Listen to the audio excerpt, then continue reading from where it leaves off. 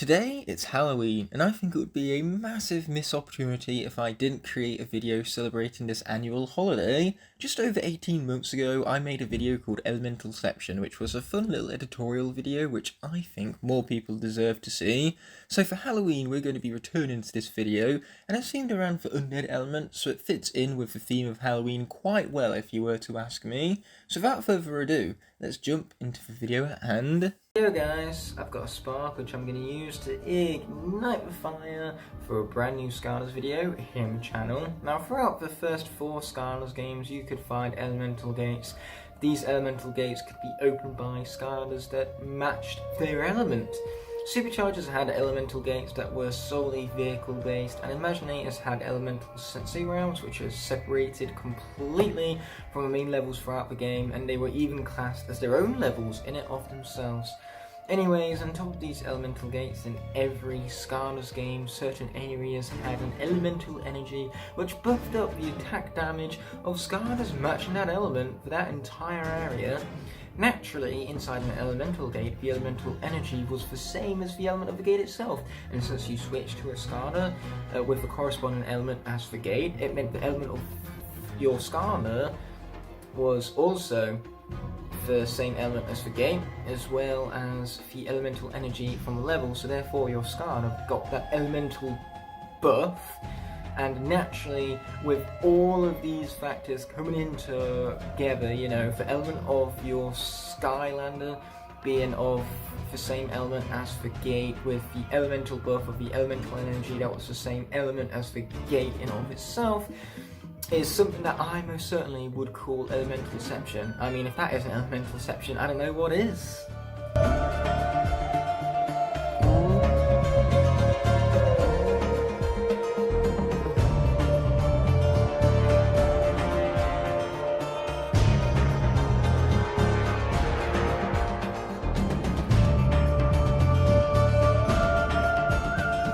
Man, I really miss the days where you could just add the word "ception" to the end of something and generate instant comedy gold.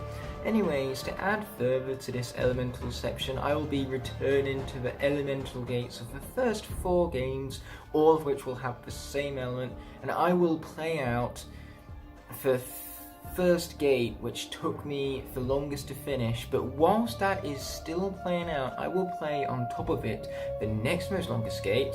This will continue, so it will be an elemental gate within an elemental gate within an elemental gate, and these will all be from the same element, with the same elemental buffs, and with the Skylanders all of the same elements.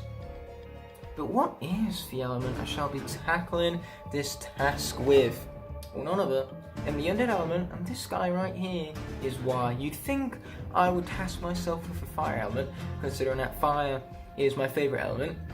But unfortunately in Trap Team, elemental gates could only be opened by trap masters of the same element, and the only trap master I brought with me here to my Lincoln accommodation is Krypt King. Therefore, I can only access undead elemental gates in that game.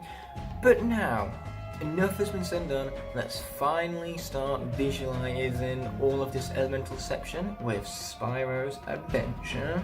Now it's time, without further ado, to be kicking off Spyro's adventure with none other than Hex travelling to what is going to be Battlefield.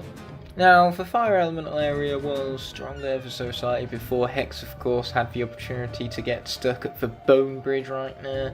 So it's kind of like a reverse from what we saw with Ignited beforehand, where it went from undead to fire, because now we're going from fire to undead, and rather than Ignited, we of course have Hex, whom is the undead representative, as she destroys some, objects right there to earn herself a good bit of gold. Either way, we do need these mega bombs right here, because this area is an absolute pain, and nobody in their right mind actually enjoys this area. So I sure hope that whatever developer pitched this and said that this idea was going to be fun for all ages, I sincerely hope that person was fired, because this was not fun, no matter your age. So anyways, when it comes to actually being able to progress, of course, because this game doesn't have any sort of jump in or mechanics that can allow you to send objects flying so easily, especially not mega bombs, considering natural heaviness. What you've instead got to do is blow up that there wall right now, and I must admit that was one glorious looking explosion. Like, it's an explosion, how could it be anything but glorious looking? The best part of the explosions is the visuals, but either way, putting visuals aside, now that we can hit that button thanks to blowing up the wall that blocked it off, we can finally roll that bomb past that wall that, you know, blocked it out beforehand. So yeah, there are no more walls blocking Hex's way, so now I've got to just slowly track around in order to bring this platform up.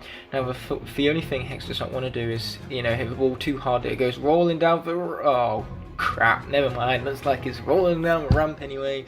As you could tell, my words really came back to bite me there, because I didn't even have time to finish my sentence before the bomb just started having a mind of its own.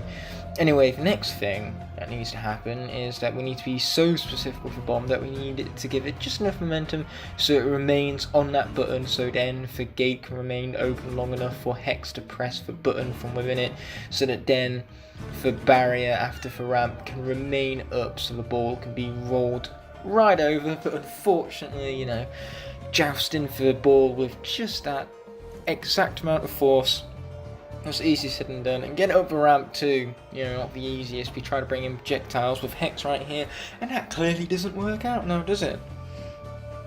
So for greater recognition, this is actually my light core Hex on the portal right now, but you know, I suppose eventually just registers it as a Hex all the same, mind you.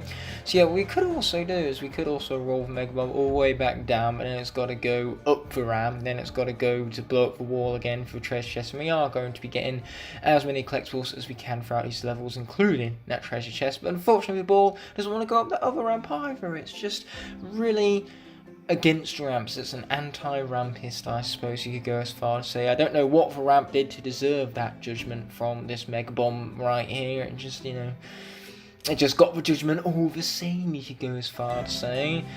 So yes, it's time for us to be faffing about with this for the next 5 minutes, because these things really do not do what you want them to do. In fact, these balls, they read your mind. They know exactly what you want to do, and then, well, they do the opposite. Yeah, it's just all of a sudden turned into a rant about how awful this section is. What idiot decided to do UNDEAD for this video?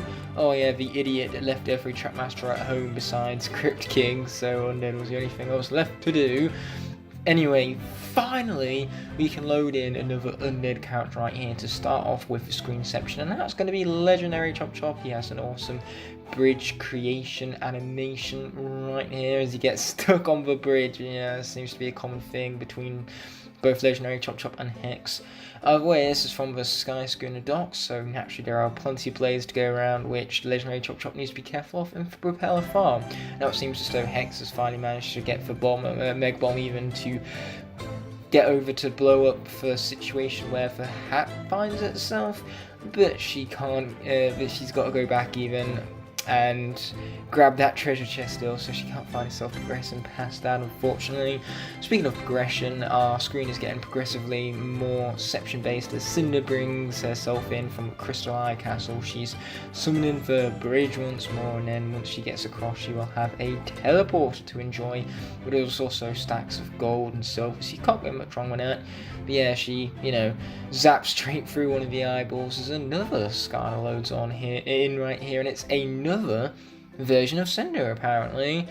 Oh, but that's not going to be given much time before the Empire of Ice is going to be spawned in as well, apparently. So there's a teleporter from the Empire of Ice where you've got to go and collect 20 enchanted skulls. Anyway, the other Cinders are currently, you know, both dealing with combat in a tight, you know, little castle area of the Crystal Eye Castle, and you also have another Cinder dealing with multiple eye locks from the crawling catacombs.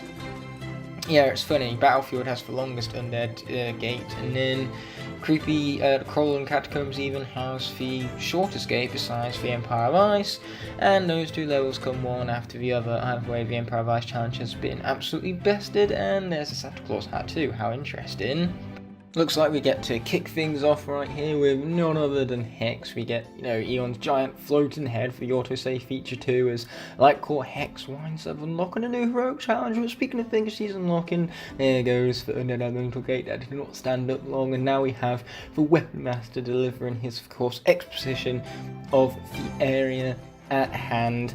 Oh, but just like that, we have yet another character loading on here, loading on in right here even. It's none other than the Series 2 Special Cinder tackling the Undead Elemental area from Cutthroat's Carnival. So yes, now we have Cutthroat Carnival inside of Autogyro Adventure. That's quite the ElementalCeption thus far. Anyway, we have Cinder raising up the platform, whilst Hex beats up some bad guys at a layer below her, mind you.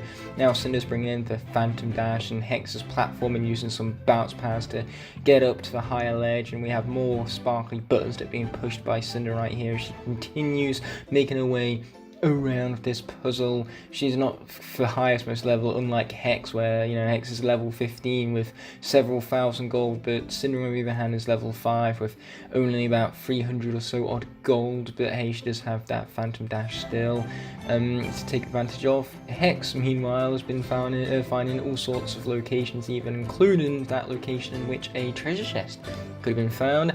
But now we continue on, and Cinder's finally managed to make it through to the other side of the elemental area, where she can use her lightning to destroy some bones and get some gold, because that's just how destroying bones works. It's a very enriching process, you could go as far as saying. Now Hex has just had a cutscene. You can tell from a camera angle change, because she has to deal with some evil chop minions. Unfortunately, I can't see much of it due to Cinder's area that she's tackling being found within it. It's the ElementalCeption and all that, but Cinder should probably take more care as to not get hit by the massive sharp blades right now. That sounds like something she should definitely be avoiding, unless she wants to take damage, but I can't see why that would be the case. So now Hex has to be careful and keep space in mind as she takes on for evil chop minions, because they are very dangerous and very overpowering at times. But now we get to bring in none other than Series 1 Cinder for Molkin Mountain. And we even had a bit of a momentum glitch right there as Cinder was shoved to the side as the platforms opened up. But speaking of things opening up, we have yet another elemental area opening up from within the ElementalCeption, that being Legendary Chop Shop in Time of Giants. But that didn't last very long, because now that's being covered up by Eyebrawl loading in Rumbletown, the final of all the Undead arenas, and Eyebrawl here has an advantage because he's able to just punch open that there barrier with his massive fist right now. It seems as though for Cinder from Cutthroat Carnival managed to get herself a good old treasure chest right there. You could tell from her gold count going up. Anyway, we now have several characters acquiring hats, including that of Eyebrawl, but none of them are going to be wearing any of them, mind you. So Eyebrawl just needs to beat up these bad guys and get the heck out of that area right now. He's got a ghost right next to him, but he doesn't have the Skylanders knowledge as of just yet, apparently. So now, just like that, Giants is done with.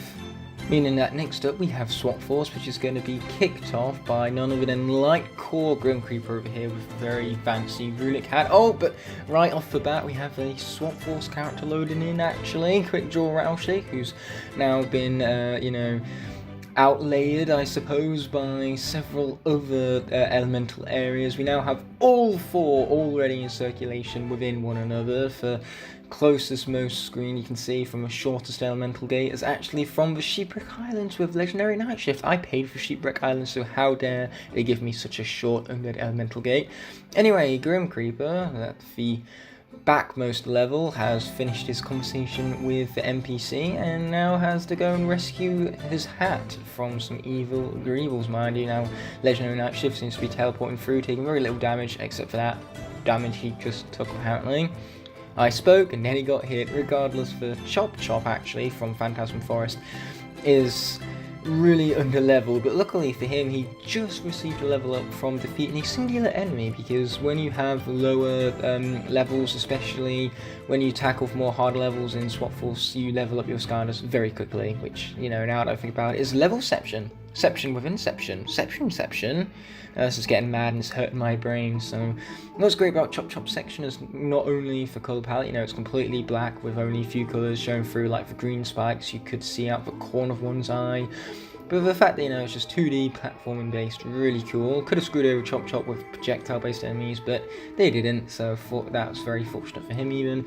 Now Rattleshake is going around rescuing, of course, all sorts of the rolling dudes from the piles of snow. Grim Creeper is rescued for Hat and returned it, so he will be receiving his prize in due time. Speaking of prizes, Legendary Night Chef has gotten to his hat as well. The only one earning something that was not a hat was actually Quick Draw Rattleshake with the Winged Sapphire. Anyway, just like that, Swap Force is just about done with. Okay, now, so for Trap Team, we're going to be doing things a little bit differently because we have ourselves the Monster Marsh that we're going to be starting off with, because Krypt King right here is going to have to be opening up all of the undead elemental areas from this game, considering that he's the only one who can do so because those gates are Trapmaster only. Well, regardless, he is going to grab his soul gem from this very level, and whilst he makes his way towards the undead elemental gate from said level, we are actually going to preview Krypt King, so we're going to have his cutscene from the Soul Gem preview as the section of this here area. You know, you can definitely see the Soul Gem preview, you can hear it too, as Krypt King makes his way towards the undead elemental gate of Monster Marsh, slowly but surely. And now we kick off instead the true ElementalCeption here, with all of the undead elemental gates to come from Skylanders Trap Team, starting off with the Willikin Workshop, the final undead elemental gate within the game, mind you. And naturally, Krypt King is just slowly going to be making his way towards the ominous looking arch right there, where he can get inside and beat up some bad guys for some goodies in the area known as Toy Returns, actually. But yeah, he's going to have no problem dealing with these guys. He has a trinket and everything, but outside of that trinket, you know, he has that massive sword swing and the combination too, and then he also has the bees, which are going to stun enemies, so he can maintain his distance, and he can even slow them down with his ghost sword. But anyway, we've now started with the ElementalCeption already, as we once again bring in Krypt King, but this time the chapter is going to be for Sixth One, Rainfish Riviera, as we tackle the undead elemental area from that. So yes, I find it funny how before we tackled the ElementalCeption, we first had Soul Gemception, I suppose. But yeah, we now have cannonballs to dodge. Every single time you hit a button, it activates different cannonballs for you to avoid, and some of them even activate platforms like that nuisance right there. But luckily for Krypt King, there's a treasure chest that's now being hidden by yet another Krypt King spawning in, as this time the chapter is going to be the Chompy Mountain, for the very first undead elemental gate in the game. He's going to slowly make his way towards yet another doorway, but now we have Monster Marsh that has gone and loaded itself within all the other undead elemental gates of the game, mind you. But this time Krypt King didn't need to spawn in, because this was all recorded in one take, all of Monster Marsh stuff, and we already saw him, you know, proceed to travel towards said gate, mind you. So he's just going to be pushing things in place. He could continue to push that block, but instead that platforming worked out for him. You know, he saved himself a few seconds with that big brain speedrun and play, I suppose. But yeah, we now have a lock puzzle being activated from the Chompy Mountain level even. I almost said Malkin Mountain then, but that's a completely different game. So we now have hats having been unlocked from most of the layers of UNDEAD right here. So now all we've got to do is wait for Krypt Kings to get outside our respective elemental gates nice and slowly, mind you, because this character's speed is not his forte. But now that being said, we can open back to the full screen, none other than the Monster Marsh level, as I feel like, you know, it's about time we headed back towards the Soul Gem, but the Soul Gem's already been acquired. So instead, you know, there happens to be, upon this haunted wreck right here, some Traptanium, and Krypt King here was a Trapmaster. It's about time we took advantage of said Traptanium, so let's smash it up and we can use that as the conclusion of the gameplay portion of this here video. So now, with that Winged Sapphire have been collected, let us conclude the gameplay section here, shall we? Before my brain continues to hurt that little bit more. Superchargers and Imaginators shall not be tackled, since these aren't traditional elemental gates and there isn't more than one of them, so naturally I can't create any Ception with them, unlike I can with all of the undead elemental gates from the first 4 games. With all that being said and done, you can currently see the entirety of the cast used to tackle this video, and man, I must say one thing with them all being ensembled like this, and that is the very fact that all these undead characters characters look so awesome, unified in this manner.